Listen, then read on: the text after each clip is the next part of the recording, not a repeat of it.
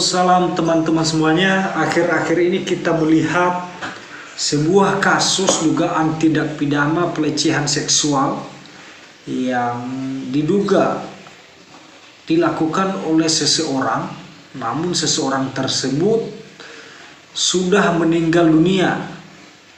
Kemudian yang diduga sebagai korban dari pelecehan seksual ini membuat laporan di kepolisian dan melalui pengacaranya menyatakan bahwa itu bisa saja diproses secara hukum, dan pengacaranya meminta agar laporan itu diproses secara hukum terkait nanti status terlapor karena sudah meninggal dunia itu akan dihentikan berdasarkan ketentuan pasal 77 KUHP. Nah, di sini kita akan mengulas teman-teman bagaimana penerapan pasal 77 KUHP yang sesungguhnya, dalam konteks apakah pasal 77 KUHP ini digunakan. Nah, sebelum kita membahas ke sana, kita akan pahami dulu apa yang dimuat di dalam ketentuan pasal 77 KUHP.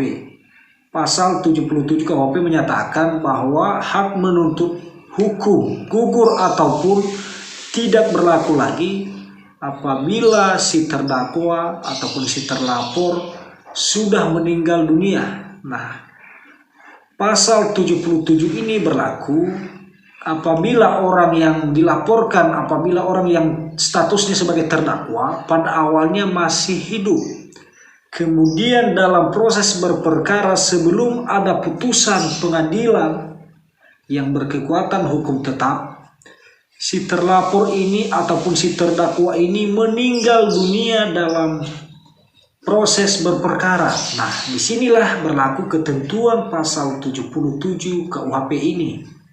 Artinya penuntutan itu gugur karena orang yang berstatus sebagai terdakwa sudah meninggal dunia. Nah, bagaimana jika orang yang sudah meninggal dunia ini dilaporkan?